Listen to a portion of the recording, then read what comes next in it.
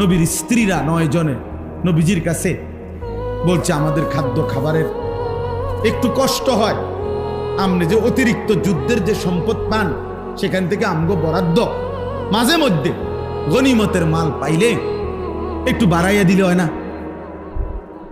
এই কথাটা একবার জীবনে বলছি।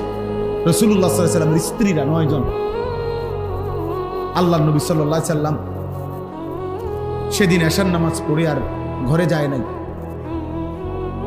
মনটা কষ্ট পাইছে, হায় আমার বিবিরা দুনিয়া চাইলো, আমার ঘরে থাইকা আমার বিবি হইয়া ওরা দুনিয়া চাইলো।